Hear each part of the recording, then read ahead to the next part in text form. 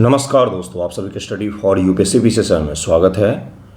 आज सैटरडे है और सैटरडे को न्यूज़पेपर डिस्कशन का वीडियो नहीं आता है।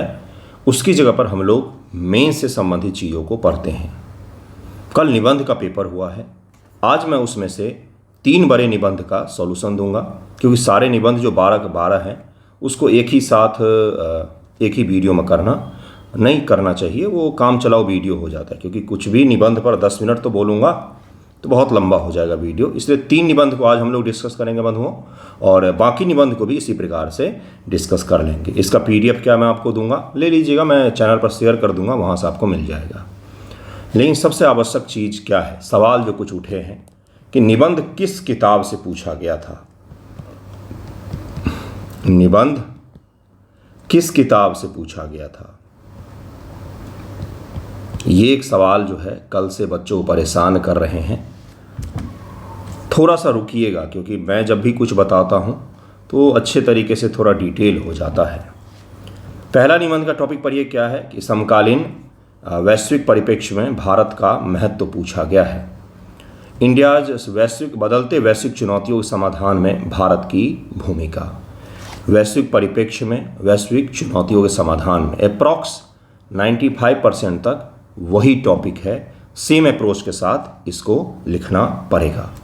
किताब वाली बात पर भी आएंगे। भ्रष्टाचार चुनौती एवं समाधान, ये 15 जून 2024 को मैंने लिखवाया था। हाल फिलहाल में भी लिखवाया है, जब दिल्ली हाई कोर्ट के जो जस्टिस महोदय हैं उनके घर से पैसा मिला तब भी मैंने लिखवाया है। भ्रष्टाचार का अंत, देश का उत्थान, यहाँ पर पूछा गया है। ठीक है, कहाँ से पूछा गया मैं आपको दिखला रहा हूँ।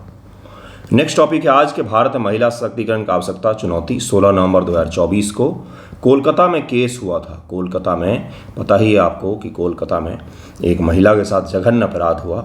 उसके पश्चात से महिला सशक्तिकरण के जैसे जो टॉपिक हैं वो चर्चा में थे, और इसी कारण से मैंने दिया था। पेपर में क्या पूछा, क्या डिट्टो है, कॉपी पेस्ट है? नहीं, कभी झूठ बोलकर बच्चों को भ्रमित नहीं करना चाहिए। देखिए क्या लिखा हुआ, शिथिल कानून व्यवस्था नारी सशक्तिकरण की बाधा, यानी कि वुमेन एम्पावरमेंट। आज के दौर में जो मैंने लिखवाया है उसमें एक परिप्रेक्ष्य तो ये भी बनता है कि कानून व्यवस्था के कारण से वुमेन एम्पावरमेंट प्रभावित हो रहा है। ये मैंने आपको 3 के उदाहरण दिए हैं। इसी प्रकार से जैविक कृषि वाला है, वो भी मैंने अपने ग्रुप में शेयर कर दिया है। रिवीजन वीडियो 1 में मैंने पढ़ाया है, अभी पिछले ही वीक में पढ़ाया है, और वो पूछा गया है। अब आपका सवाल जो है कि निबंध किस किताब से पूछा जाता है, मैं आपको एक चीज़ बता देता हूँ। जो भी मास्टर इस चीज़ को बता रहे हैं कि मेरे किताब से पूछा गया है, मेरे कोचिंग नोट से पूछा गया है, कृपया करके उनसे पूछिए।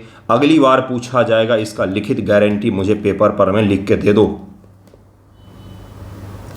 ये सरासर दिन दहाड़े बीपीएससी के बच्चे, कोई दूध पीते हुए बच्चे नहीं हैं कि उनको आप बेवकूफ़ बना रहे हैं। ये बिल्कुल गलत ट्रेंड स्थापित कर रहे हैं कि मेरा किताब में से पूछा गया, मेरा किताब। किसी किताब से निबंध नहीं पूछा जाता है।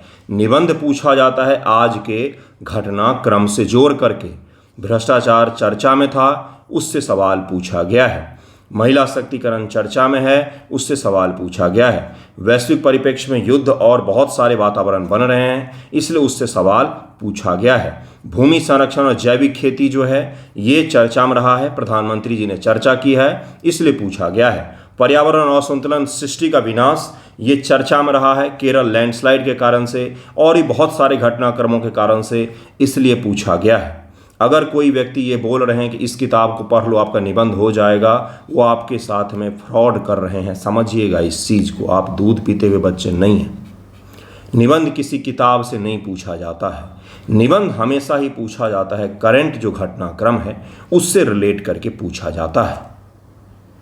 ये चीज़ क्लियर हो गया।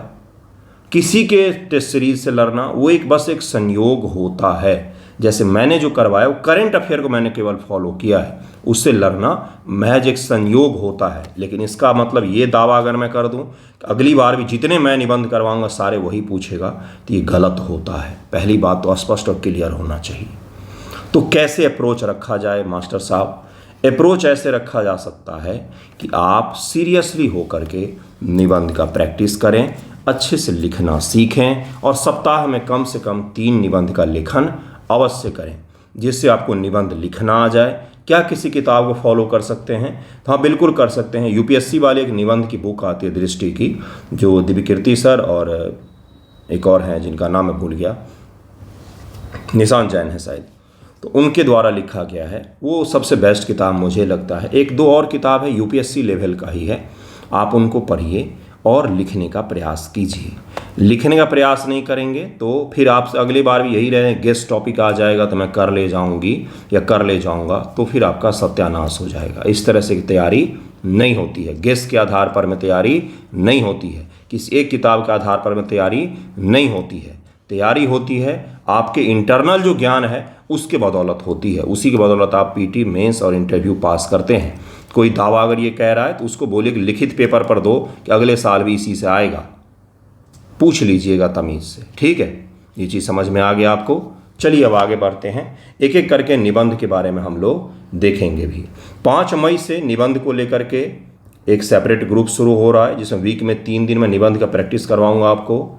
एक जीएस को लेकर के शुरू हो रहा है, जिसमें जीएस 1, जीएस 2 और निबंध लेखन होगा। इस वीक में एक दिन निबंध होगा, बाकी दिन जीएस का होता है। और एक बिल्कुल बेसिक से, जो बिल्कुल कभी भी आंसर राइटिंग जिन्होंने नहीं किया है, उनके लिए एनसीईआरटी का ग्रुप शुरू हो रहा है, जिसमें एनसीईआरटी के सामान्य से सवाल जो आसान से होते हैं उसका प्रैक्टिस हम लोग करवाएंगे आपको। और लिखना आपको आ जाएगा, क्योंकि बहुत सारे बच्चों को मैंने सिखाया है। कल जो मैंने टॉपिक बता रहा था, मैं उस समय भी मैंने बताया था कि मैं इसका एक्सप्लेनेशन अलग से करवा दूंगा। पहला है भारत के समकालीन वैश्विक परिप्रेक्ष्य में महत्व, जो मैंने लिखवाया भी था। देखिए, जो बच्चे एग्जाम दे करके आए हैं उन्होंने अच्छा ही लिखा होगा। अब बिल्कुल भी इस तरफ ध्यान ही नहीं देना है, क्या लिख करके आ गए अब वो स्थापित हो गया है। अब पिछले पेपर पर ध्यान ही नहीं देना है। आज का पेपर होने पर ध्यान दीजिए और जीएस 2 पर ध्यान दीजिए। ठीक है, ऑप्शनल पर भी ध्यान दीजिएगा। ये जो है भारत के समकालीन वैश्विक परिप्रेक्ष्य महत्व, कभी भी निबंध को पॉइंट में नहीं लिखा जाता। यहाँ पर जो आपको हेडिंग और पॉइंट्स दिखेंगे वो केवल समझाने के हेतु मैंने रखा है। कभी भी निबंध को हेडिंग और पॉइंट्स में नहीं लिखा जाता है। ओनली पैराग्राफ, केवल और केवल पैराग्राफ, केवल और केवल पैराग्राफ में, केवल पैराग्राफ में निबंध लिखा जाता है। अगर आप हेडिंग का उपयोग कर रहे हैं, बार बार सब हेडिंग आप पॉइंट्स बना रहे हैं, तो निबंध नहीं होगा, वो गलत हो जाएगा आपका। जो प्रारूप है निबंध का, उसी प्रारूप में लिखा जाता है। लेटर का एक प्रारूप होता है, निबंध का एक प्रारूप होता है। जो आप डॉक्यूमेंट फाइल करते हो उसका एक प्रारूप होता है, एप्लीकेशन का एक प्रारूप होता है। तो हर चीज़ लिखने का जो प्रारूप है, कृपया करके उसी स्ट्रक्चर में लिखें। तो निबंध को हमेशा ओनली पैराग्राफ में लिखा जाता है, केवल और केवल पैराग्राफ में लिखा जाता है। इतनी बार इसलिए बोल रहा हूँ कि आज ही बेसिक गलती करते बच्चे। समकालीन वैश्विक परिप्रेक्ष्य महत्व, सबसे पहले इसमें क्या लिखेंगे हम लोग? थोड़ा सा इतिहास की चर्चा अवश्य करेंगे, क्योंकि स्वर्णिम रहा है। तो इतिहास जब हम अच्छा बताएंगे तो हम ये बता सकते हैं कि आज का नहीं है हमारा महत्व। हम ये बता पाएंगे कि आज का हमारा महत्व नहीं है, बहुत पहले से चला आ रहा है गुरु, बहुत पहले से हम महत्व के रहे हैं दुनिया में, और हर परिप्रेक्ष्य में हमने इम्पैक्ट डाला है, इसलिए हमारा महत्व है। बिल्कुल बेसिक से तोड़ते हैं टॉपिक को। ध्यान दीजिएगा, मैं जब भी सिखाता हूँ बिल्कुल फर्स्ट स्टेप वाला सिखाता हूँ कि भाई पहली सीढ़ी यही है। पहला सीढ़ी क्या है? सबसे पहले वही डायमेंशन जो मैंने बार बार बताया हुआ है आपको। सामाजिक तौर पर क्या महत्व है हमारा, आर्थिक तौर पर क्या महत्व है हमारा, राजनीतिक तौर पर क्या महत्व है विश्व में हमारा, सांस्कृतिक तौर पर, कल्चरल तौर पर हमारा क्या महत्व है, आज के वैश्विक पर्यावरण के पक्ष में, पर्यावरण के जो तर्क हैं उसके परिप्रेक्ष्य में देखेंगे तो हमारा क्या महत्व है। पर्यावरण के मामले में हम कुछ कर पा रहे हैं, हमसे कोई कुछ सीख सकता है कि नहीं। जियो पॉलिटिक्स जो दुनिया में बन रहा है, जियो पॉलिटिक्स जो बन रहा है, युद्ध और उससे रिलेटेड जो चीज़ें हो रही हैं, क्या उसमें भी हमारा कोई महत्व है? अभी तक जो मैंने 5 डायमेंशन बताए, क्या आप में से कोई ऐसा है जिसको ये एक भी नहीं पता हो? क्या आपको ये पता ही ना हो कि भाई इस प्रकार से किया जाता है? यही होता है शुरुआत, पहला कदम यही होता है। बचपन में भी आपने डायरेक्ट तो दौड़ना नहीं सीख लिया होगा ना, पहला स्टेप तो उठाया ही होगा, और अगर पहला स्टेप उठाया होगा तभी चल रहे हैं आज, तभी दौड़ रहे हैं। तो पहला स्टेप अगर आप निबंध में, लेखन में नहीं उठाएंगे तो फिर आगे भी नहीं हो पाएगा। डरते रहेंगे तो कभी नहीं लिख पाएंगे। देखिए क्या है, सबसे पहले थोड़ा सा इतिहास। सोने की चिड़िया कहा जाता था, ये तो याद ही होगा, उसी से हमने शुरू कर लिया है। देखिए क्या लिखा गया है कि जिसे प्राचीन काल से सोने की चिड़िया कहा जाता है, आज विश्व मंच पर उभरी हुई एक शक्ति है। ये थोड़ा सा हमने प्राचीन के साथ वर्तमान का संगम किया है। प्राचीन में हमने बताया है कि कोई आज का नहीं है हमारा महत्व, हमारा महत्व काफ़ी पहले से चला आ रहा है। हमारा महत्व ये है कि हम सोने की चिड़िया हुआ करते थे। लाइट ऑफ एशिया के जन्मदाता हैं हम। हमारे यहाँ से बुद्ध जन्मे हैं। बुद्धिज्म ने पूरे दुनिया में फैलाव अपना बढ़ाया है, और न केवल भविष्य में, न केवल पास्ट में, बल्कि प्रेजेंट में और भविष्य में भी हम आर्थिक विकास, तकनीकी प्रगति, सांस्कृतिक प्रभाव, भू राजनीतिक स्थिति और पर्यावरणीय नेतृत्व को हम लोग ही आगे करेंगे। भारत की यह स्थिति न केवल ऐतिहासिक सांस्कृतिक विरासत का परिणाम है, बल्कि इसके वर्तमान प्रयासों और भविष्य की संभावनाओं का प्रतीक है। शब्द आपको दिख रहे हैं। ये शब्द कैसे लिखना आएगा सर मुझे? मैंने तो आज तक निबंध लिखा ही नहीं। लिखना आएगा अभ्यास से, लिखना आएगा प्रैक्टिस से। कहाँ से शुरुआत कर सकते हैं? गाय पर निबंध लिखने से शुरुआत कर लीजिए। इससे बेसिक और मैं क्या बताऊं कि गाय एक होती है, उसकी 2 आँखें होती है, एक पूँछ होता है ना, 4 टांगे होती हैं। मैं कोई मजाक नहीं कर रहा हूँ।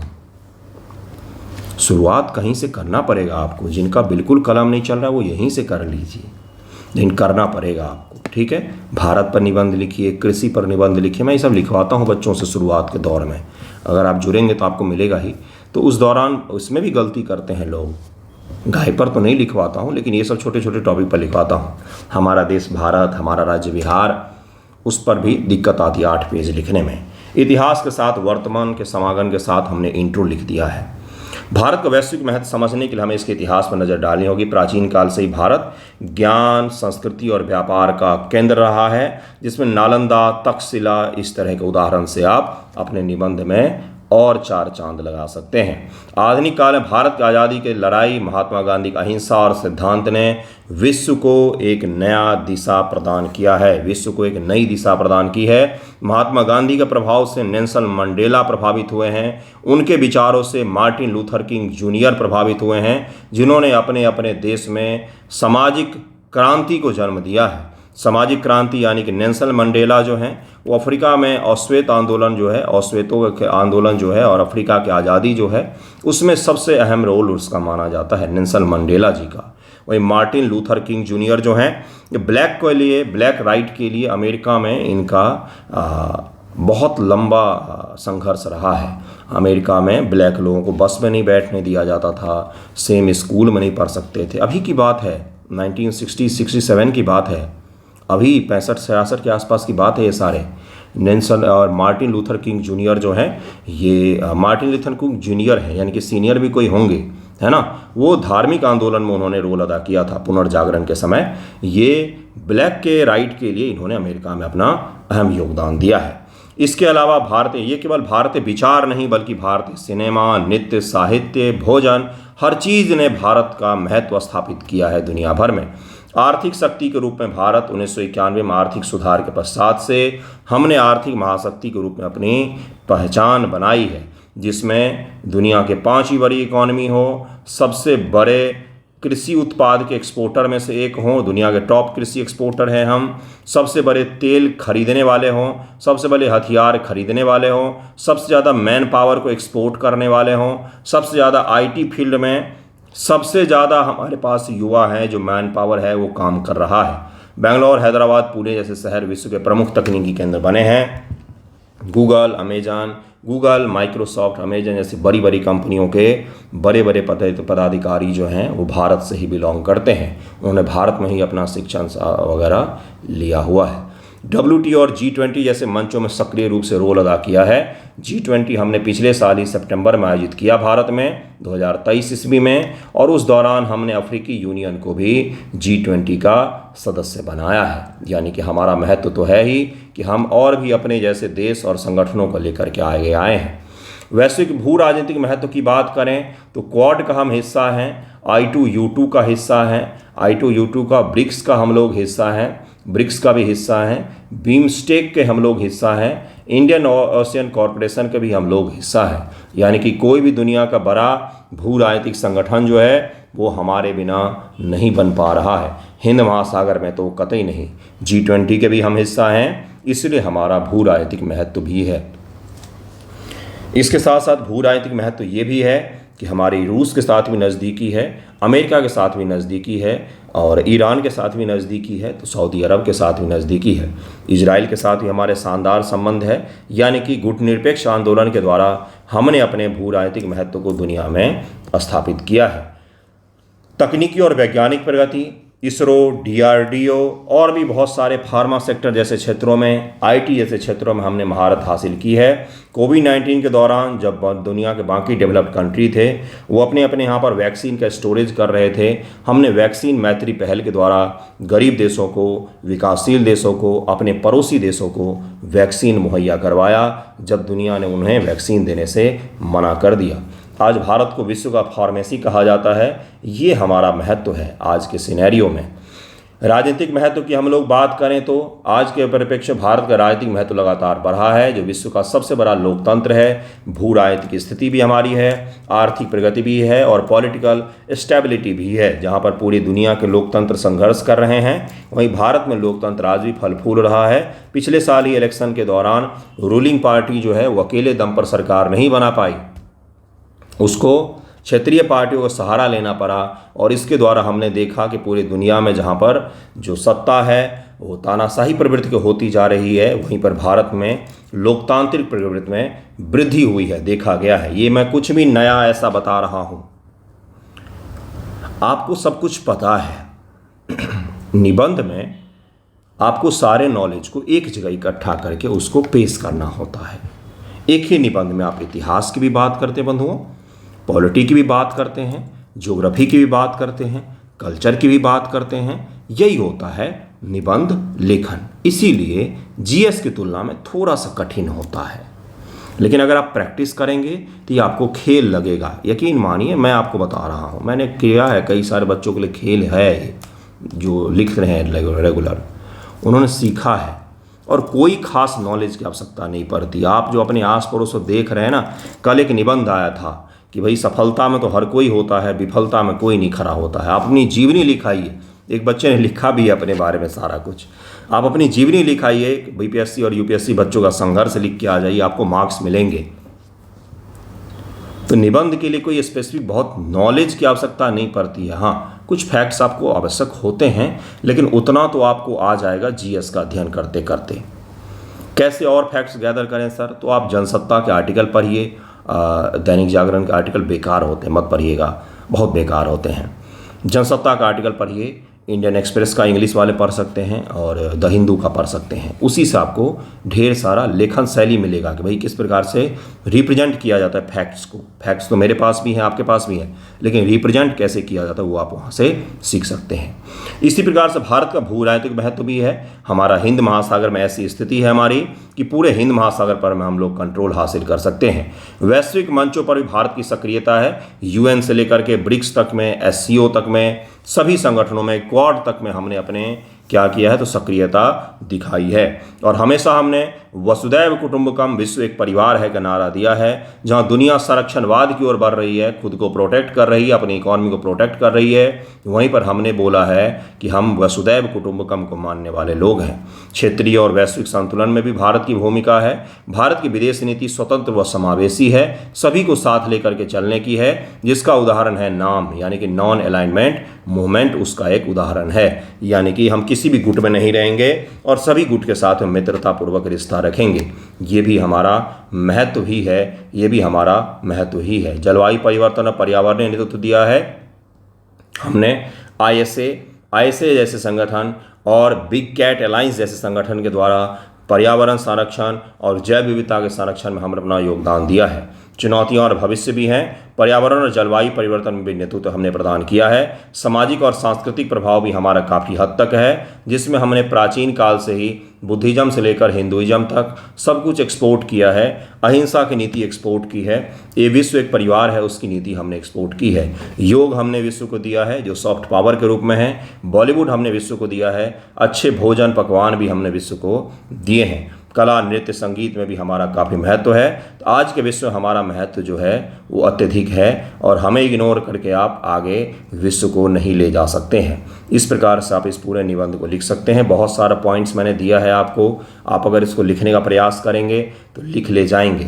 निबंध में स्पून फीडिंग नहीं होता है, किसी में भी नहीं होता है, निबंध में खास तौर से नहीं होता। मैं आपको पूरा का पूरा निबंध पढ़ के सुना दूंगा और फिर आप उसको अगर लिखने की चेष्टा करेंगे तो आपका मेंटल ब्लॉकेज हो जाएगा, आप अपने मन से नहीं सोच पाएंगे। कल मैंने निबंध दिया था ग्रुप में कि भारत के विभाजन के पश्चात उपजी समस्याएं। कल मैंने दिया है ये निबंध ग्रुप में, कल मैंने यही निबंध दिया था कि भारत के विभाजन के पश्चात उपजी समस्याएं। बहुत सारे नए बच्चे हैं जो बोल रहे थे हिंट दीजिए, नहीं दिया है मैंने हिंट, आज मैं दूंगा उनको, मॉडल आंसर ही दे दूंगा, हिंट भी दे दूंगा। लेकिन मेन चीज़ ये होता है ना, मैं अगर आपको हिंट दे दूंगा तो आप अपने दिमाग को नहीं दौड़ाएंगे, सोचेंगे नहीं, गलतियां नहीं करेंगे। तो गलती कीजिए, सोचिए, गलत लिखिए पहली बार, कोई बात नहीं, गलती ही तो हो रहा है, कोई आपको मारा थोड़ी नहीं जा रहा है, कोई आपका अपमान नहीं हो रहा है। सीखने वाले लोग गलती करते हैं, फिर आप सीखेंगे। तो जिन बच्चों ने प्रयास के सभी का पहले चेक होगा, उसके बाद से मैं मॉडल आंसर भी दूंगा, हिंट भी दे दूंगा, एक वीडियो बना करके मैं आपको समझा दूंगा क्यों दिया था मैंने वो टॉपिक। तो पाकिस्तान और भारत के बीच में तानातानी बन रहा है, उसी के पश्चात मैंने टॉपिक दिया कि ये विभाजन अगर नहीं हुआ होता तो इस प्रकार की प्रवृत्ति ही नहीं बनती है ना, या विभाजन थोड़ा सा तार्किक ढंग से हुआ रहता तो इस प्रकार की प्रवृत्ति नहीं बनती। ठीक है, इसीलिए मैंने टॉपिक दिया, तो उस पर किसी और दिन बात करेंगे। फिलहाल नेक्स्ट टॉपिक पर चलते हैं, देश का विकास और सूचना प्रौद्योगिकी। ये मैंने लिखवाया हुआ था, सूचना प्रौद्योगिकी की जगह पर विज्ञान प्रौद्योगिकी था, इसलिए मैंने इसको शामिल नहीं किया है यहाँ पर। एक व्यक्ति ने एक स्क्रीनशॉट भेजा था, स्टूडेंट हमारे हैं, उन्होंने बोला कि एक कोचिंग का एक शब्द मैच कर गया, इन्वायरमेंट, तो उसको लेकर उन्होंने डाल दिया कि हमारे से कॉपी पेस्ट हुआ। ऐसा नहीं होता है, निबंध का हर टॉपिक अलग अलग होता है। मैंने देश के विकास में विज्ञान प्रौद्योगिकी लिखवाया हुआ है, यहाँ पर सूचना प्रौद्योगिकी लिखा हुआ है। तो विज्ञान प्रौद्योगिकी में और भी सारी चीज़ें आती हैं, लेकिन सूचना प्रौद्योगिकी में संचार से जुड़े हुए क्षेत्र आएंगे। इसको किस प्रकार से लिखा जाए, फिर से उसी अप्रोच पर चलेंगे हम लोग। कौन सा अप्रोच? फिर से वही अप्रोच। देश का विकास, कौन सा विकास? सामाजिक विकास, आर्थिक विकास, राजनीतिक विकास, सांस्कृतिक विकास, और क्या हो सकता है भाई, ज्ञान विज्ञान का। सामाजिक विकास में क्या हो सकता है? सूचना प्रौद्योगिकी ने एजुकेशन को बढ़ाया है, वुमेन एजुकेशन को बढ़ाया है, जाति प्रथा को कमज़ोर करने में भूमिका अदा की है, लोगों को इनलाइट किया है भाई कि आप नए नए जो चीज़ें हैं उसको सीखें। वुमेन एजुकेशन पर प्रभाव पड़ा है, वुमेन एम्पावरमेंट पढ़ा है, जातिवाद का फैक्टर कहीं ना कहीं कमज़ोर हुआ है। हमने संचार प्रौद्योगिकी का उपयोग करके जन जन तक में सही चीज़ों को पहुंचाने का प्रयास किया है। जब पहली बार भारत में टीवी चला तो कृषि दर्शन करके एक कार्यक्रम चलाया गया था, जिसमें कृषि के बारे में लोगों को जानकारी दी जाती थी। अलग अलग माध्यमों के द्वारा, अलग अलग संचार के उपकरणों के द्वारा हमने लोगों को ये बताया है कि बेटियां भी आवश्यक होती हैं। वुमेन एजुकेशन भी हमने पहुंचाया है, घर पर रह के महिलाएं पढ़ सकें उसको भी हमने पहुंचाया है। यानी कि देश के सामाजिक विकास में संचार और प्रौद्योगिकी ने अहम योगदान दिया है। अभी तो 2-4 फैक्ट ही मैंने आपको बताए हैं, कुछ और भी बताऊंगा आपको। आर्थिक रूप से देश के कोने कोने तक समावेशी आर्थिक जो स्ट्रक्चर है, हमारा इकोनॉमिक स्ट्रक्चर है, उसको समावेशी करने का हमने प्रयास किया है। बैंक अकाउंट पहुंचाना हो, डिजिटल पेमेंट पहुंचाना हो, लोगों को जागरूक करना हो, ऑनलाइन बेचना हो, ऑनलाइन खरीदना हो, ई नाम पोर्टल हो, ये सब तो संचार का ही उदाहरण है। सब तो आईटी सूचना प्रौद्योगिकी के द्वारा ही पहुंचा है। ई नाम का आप उदाहरण दे सकते हैं, भारत मार्ट का उदाहरण दे सकते हैं, ऑनलाइन शॉपिंग करते उसका उदाहरण दे सकते हैं, बेचते हैं ऑनलाइन उसका उदाहरण दे सकते हैं। तो ये क्या है? आर्थिक प्रगति है, जिसमें डीबीटी से लेकर के इन तमाम चीज़ों की आप चर्चा कर सकते हैं। राजनीतिक प्रगति यानी पॉलिटिकल जो ट्रांसपेरेंसी है वो बढ़ा है, राजनीतिक पारदर्शिता बढ़ी है और अकाउंटेबिलिटी भी बढ़ी है। यानी कि जनता आईटी के माध्यम का उपयोग करते हुए सवालों को पूछ सकती है और पारदर्शिता को तय कर सकती है। सरकार की जो सेवाएं हैं वो लोगों तक पहुंचाने के लिए इंफॉर्मेशन टेक्नोलॉजी को उपयोग किया है। जैसे उमंग ऐप का आप उदाहरण दे सकते हैं, माई गॉव का उदाहरण दे सकते हैं, और तमाम इस प्रकार के डिजिटल इंडिया ऐप का उदाहरण दे सकते हैं, जिसके द्वारा सरकार ने खुद को ट्रांसपेरेंट और अधिक जवाबदेह, अधिक सुलभ बनाने का प्रयास किया है। आप ई कोर्ट का उदाहरण दे सकते हैं। ये सब तमाम ऐसी चीज़ें हैं जो संचार प्रौद्योगिकी के द्वारा राजनीतिक रूप से भी हम सबल हुए हैं। इसके अलावा मतदाता जागरूकता, लोगों को एक करना, देश की विचारधारा को एक करना। विचारधारा यानी कि हम पूरे भारत के लोग एक हैं और एक जगह की समस्या सभी जगह की समस्या है, एक जगह पॉलिटिकल समस्या सभी जगहों की पॉलिटिकल समस्या है। एक होकर एक भाषा में बोलना, ये सब हमने आईटी के द्वारा ही आसानी से संभव बनाया है, वरना इतने बड़े देश में इन विचारों का निर्बाध जो प्रवाह है वो बाधित होता था पहले, लेकिन आईटी ने हमें उसमें मदद किया है। सांस्कृतिक रूप से किस प्रकार से मदद किया है, तो आप इसमें जो अभी अभी कुछ दिन पहले ही कुंभ का आयोजन हुआ है, आप उसका उदाहरण दे सकते हैं। इसके अलावा और भी तमाम फेस्टिवल का उदाहरण दे सकते हैं जो हमने दुनिया भर में पहुंचाया है, और सांस्कृतिक रूप से भी हम कहीं न कहीं एक हुए हैं। दक्षिण के त्यौहार उत्तर में मनाए जाते हैं, उत्तर के त्यौहार दक्षिण में मनाए जाते हैं। ये आईटी के द्वारा ही हो पाया है, ये आईटी के द्वारा ही हो पाया है। इंफॉर्मेशन टेक्नोलॉजी के द्वारा ही ये क्रांति आई है कि लोग एक दूसरे के कल्चर को भी अब समझने लगे हैं, देखने लगे हैं और उसमें शामिल भी होने लगे हैं। देखिए, शुरू से ही मैं कुछ और आपको पॉइंट्स दे देता हूं। सूचना प्रौद्योगिकी विकास का आधार, जिसमें आप बता सकते हैं किस प्रकार से कंप्यूटर के समावेश के पश्चात से, कंप्यूटर का समावेश कब से माना, जब राजीव गांधी जी प्रधानमंत्री थे तो उन्हीं के दौर में कंप्यूटर की सुगबुगाहट शुरू हुई थी। 1991 के आर्थिक लिबरलाइजेशन के पश्चात हमारे आईटी उद्योग ने एक नया मुकाम को हासिल किया, जिसमें आप उदाहरण दे सकते हैं बेंगलोर का, हैदराबाद का, पूना का, नोएडा का, गुड़गांव का आप उदाहरण दे सकते हैं। बेंगलोर को एशिया का सिलिकॉन वैली भी कहा जाता है।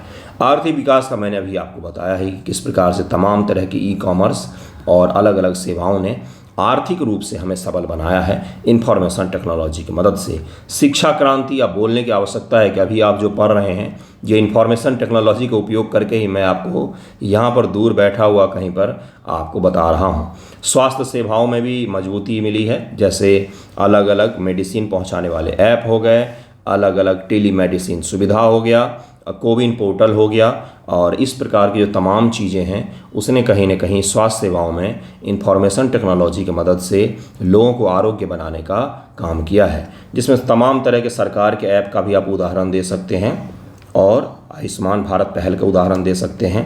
1mg ये प्लेटफॉर्म है टाटा का, ये आपको दवाई और टेस्ट वगैरह घर पर पहुंचा देते हैं, टेस्ट वगैरह घर पर आके कर ले जाते हैं। और टेस्ट जो आप लैब में करवाते हैं ना, दरभंगा का लैब की मैं बात बता रहा हूँ, बहुत पैसा लेते हैं वो लोग, उससे सस्ता में आपका हो जाता है।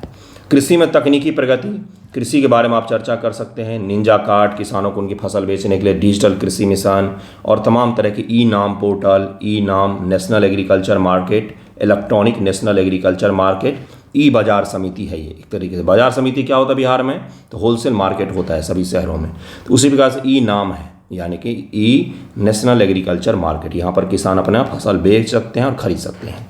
शासन और पारदर्शिता शुरू से की है, जैसे माई गॉव ऐप है, उमंग ऐप है, डिजिटल इंडिया ऐप है। इस तरह के तमाम ऐप के द्वारा आप सरकार सवाल पूछ सकते हैं और सरकार की सेवाएं आप तक पहुंचती भी है। डीबीटी का आप उपयोग कर सकते हैं। सामाजिक समावेशिता बढ़ी है कहीं न कहीं, जैसे यूपीआई जैसी चीज़ें जो हैं ये कहीं न कहीं सामाजिक समावेशिता को बढ़ाती हैं। डिजिटल ट्रांजैक्शन में इन्होंने क्रांति लाया है। उद्यमिता और स्टार्टअप को बढ़ावा मिला है, उद्यमिता को भी बढ़ावा मिला है कहीं न कहीं। हर कोई गांव में बैठा छोटा आदमी जो है, जिसका एजुकेशनल बैकग्राउंड भी नहीं है, वो भी कोशिश करता है कि कुछ न कुछ स्टार्टअप किए जाएं, खुद से पैसा अर्न करने का प्रयास किया जाए। तो ये जो हमने क्रांति लाया है उसमें इंफॉर्मेशन टेक्नोलॉजी का ही योगदान माना जाता है। तो सबसे बेसिक वही होता है, हमेशा ही क्या कीजिए, बिल्कुल बेसिक से शुरू कीजिए। बेसिक का मतलब क्या है कि किस प्रकार से हम किसी भी टॉपिक को सामाजिक, आर्थिक, राजनीतिक, कल्चरल, सांस्कृतिक, इन सब पहलुओं में बांटें और उसमें एक एक पैराग्राफ भी लिखेंगे तो कम से कम आपका 4 पेज का निबंध तो अभी तैयार हो जाएगा। ठीक है। अगला टॉपिक है पर्यावरण असंतुलन सृष्टि का विनाशक। एक मैंने पर्यावरण असंतुलन, मैंने एक टॉपिक जो लिखवाया वो ये है कि पर्यावरण असंतुलन के कारण जो भी हो, लेकिन समाधान केवल मानव के द्वारा ही संभव है। मैंने लिखवाया हुआ है, जो बच्चे जुड़े उनको पता है, लेकिन उसको मैंने यहाँ पर इंक्लूड नहीं किया है क्योंकि वो केवल समाधान मानव के द्वारा संभव है। ये है 80% तक सेम है, लेकिन कुछ हिस्सा अलग है उसका, इसलिए यहाँ पर आपको नहीं दिखाया। बाकी मैंने करवाया हुआ है पर्यावरण पर, तो ढेर सारे निबंध लिखवाए हैं यार। और ये कोई ऐसा भी टॉपिक नहीं है कि अजूबा टॉपिक है, सभी जगह पर लिखा मिलेगा आपको, पढ़ते भी हैं सब लोग। पर्यावरण असंतुलन सृष्टि का विनाशक। असंतुलन पहले बोला गया है बंधुओं, तो सबसे पहले आप ये बताएं कि पर्यावरण असंतुलन होता क्या है, सबसे पहले यही बताना है। फिर आपको बताना है कि क्या कारण है कि पर्यावरण असंतुलन हो रहा है, किस प्रकार से सृष्टि का विनाश कर सकता है। सृष्टि किसी का नाम होगा, उसका विनाश नहीं, पृथ्वी का विनाश मैं कह रहा हूँ।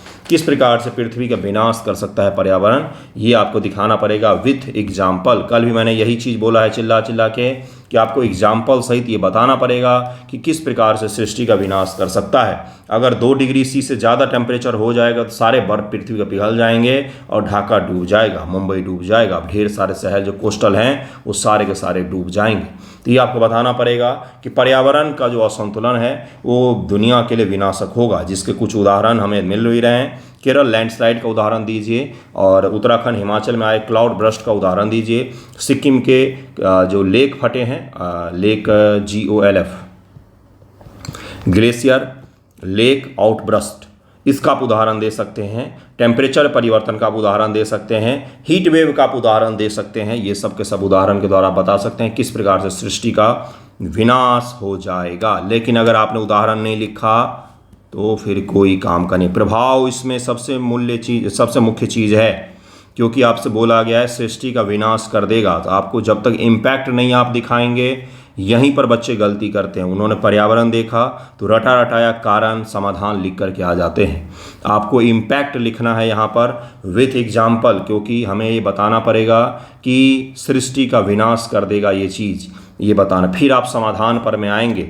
समाधान में आप बताएंगे वैश्विक समाधान, उदाहरण देंगे वैश्विक उदाहरण, देश के अंदर का तो उदाहरण, देश के बाहर का उदाहरण, और वैश्विक समाधान और भारत के द्वारा प्रयास, कुछ अपने विचारों को भी आप आगे बढ़ा सकते हैं। इस प्रकार से इस निबंध को लिखना है। कारण यहाँ पर बताया गया है, कारण यहाँ पर बताया गया है। फिर यहाँ पर कुछ प्रभाव भी बताया गया है, देख ही सकते हैं आप, प्रभाव भी बताया गया है। फिर आपको रोकने के उपाय भी बताए गए हैं, रोकने के उपाय भी बताए गए हैं, जो वैश्विक स्तर पर भी हो सकता है, देश के स्तर पर भी हो सकता है, और किसी लोकल समाज के स्तर पर भी हो सकता है। इस प्रकार से निबंध आप लिखने का प्रयास कीजिएगा। तीनों निबंध पर मैंने आपको पॉइंट दे दिए हैं। प्रभाव में आप देख सकते हैं जैव विविधता का ह्रास, प्राकृतिक आपदाएं, मानव स्वास्थ्य प्रभाव, खाद्य सुरक्षा का संकट। इस प्रकार से हेडिंग बनाकर नहीं लिखना है। आपको समझाने के लिए हेडिंग और पॉइंट का उपयोग किया गया है। यहाँ पर हेडिंग नहीं बनाना है, ओनली पैराग्राफ में लिखना है। परिभाषा और महत्व पहले मैंने बताया है। पर्यावरण असंतुलन क्या होता है और असंतुलन का क्या तात्पर्य होता है, ये सब कुछ आपको मैंने करवाया है। अब अंत में क्रक्स कर लेते हैं, सारांश बना लेते हैं। सारांश से याद है, सारांश पिक्चर बहुत अच्छी है, देख लेना कभी, बहुत सुंदर पिक्चर है, मतलब झकझोर देगा आपको। सारांश ये है कि जो निबंध के नाम पर अपनी किताब का प्रचार कर रहे हैं, उन सभी तमाम शिक्षकों को तो मैं कुछ नहीं कह सकता। शिक्षक हैं, मैक्सिमम मुझसे बड़े ही हैं। मैं आपको कह सकता हूँ, बचिए इन सब चीज़ों से। निबंध किसी किताब से नहीं आता है, ठीक है? आता है कहाँ से? करंट के जो इशूज़ हैं उससे पूछे जाते हैं, ठीक है? किताबों के पीछे मत भागिए, सिलेबस के पीछे भागिए। सिलेबस क्या है? करंट अफेयर से मैक्सिमम निबंध के टॉपिक टकराते हैं और वहीं से आया भी है। सेक्शन 3 भी मैं डिटेल में पढ़ाऊँगा, कुछ चिंता मत कीजिए। बात यह है कि क्या करें, कौन सी किताब? निबंध दृष्टि IAS निबंध, हिंदी इंग्लिश दोनों माध्यमों में उपलब्ध है, उसका पढ़ें। दृष्टि का मैंने क्यों बोला, क्या मुझे पैसा देते दृष्टि वाले? नहीं, पैसा वैसा नहीं देते हैं, ना ही पैसे के लिए प्रचार प्रसार मैं करता हूँ। ईश्वर ने अपने आप को उतना सबल बनाया है कि इन सब चीज़ों की आवश्यकता नहीं पड़ी है अभी। इसलिए बता रहा हूँ क्योंकि वो निबंध की बुक मुझे पर्सनली अच्छी लगती है और ऑथेंटिकेटेड है, हवाई नहीं है। कॉपी पेस्ट करके जो पटना कोचिंग वालों ने बनाए हैं ना, वैसा नहीं है। जेन्युइन किताब है और 2 जेन्युइन लोगों के द्वारा लिखा गया है। पहली बात तो ये है। हिंदी इंग्लिश में आपको उपलब्ध हो जाएगा। ऑनलाइन खरीद, मुझे मैसेज मत कीजिएगा कि इसका लिंक भेज दीजिएगा, मैं आपको लिंक नहीं भेजूँगा किताब का, है ना? तो वो आप कर सकते हैं। कैसे अप्रोच रखें? उसके निबंध को पढ़िए, उसको अपने शब्दों में लिखने का प्रयास कीजिए। अपने जो जनसत्ता का आर्टिकल है उसको पढ़िए, अपने शब्दों में लिखने का प्रयास कीजिए। सारांश शब्द जो मैंने फिल्म जो बोला है, मैं पागल थोड़ी ना सुबह सुबह फिल्म की चर्चा करूँगा।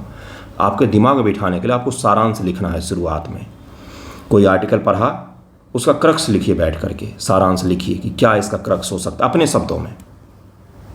शुरुआत यहीं से होती है। जनसत्ता का आर्टिकल है, दैनिक जागरण का भी पढ़ लो, ठीक है? बेकार होता है फिर भी पढ़ लो सीखने के लिए। इंग्लिश में आप हिंदू का, इंडियन एक्सप्रेस का पढ़िए, उसको लिखने का प्रयास कीजिए। शुरुआत यहीं से होती है। आज नहीं शुरुआत करेंगे तो आज के 1 महीना बाद भी आपकी कंडीशन आज के जैसी ही रहेगी। और अगर आज शुरुआत कर लेंगे तो 1 महीना बाद कंडीशन ठीक है, 20% ही सीखेंगे, लेकिन सीख गए होंगे 20%। नील तो नहीं रहेंगे, जीरो तो नहीं रहेंगे। समझ पा रहे हैं आप? मुझसे जुड़ना हो ग्रुप वगैरह में तो आप जुड़ सकते हैं। 5 मई से शुरू हो रहा है, बहुत आसान प्राइस होता है। 299 पर मंथ का होता है। 2 महीने का लेंगे तो 250 भी नहीं पड़ेगा, 6 महीने का लेंगे तो उससे भी कम पड़ेगा। तो इतने कम प्राइस में कौन आपको सिखा रहा है। मॉडल आंसर भी देता हूँ, उसमें टेस्ट भी होता है कभी कभार, और सरप्राइज टेस्ट इवैल्यूएशन भी होता है, गाइडेंस भी आपको मिल ही जाता है। धन्यवाद। आप सभी जुड़ना हो तो बताइएगा, नीचे डिस्क्रिप्शन में मेरा टेलीग्राम आईडी का लिंक है, तो वहाँ पर मुझे मैसेज कीजिए, मैं आपको ऐड कर दूंगा। ठीक है, थैंक यू सो मच।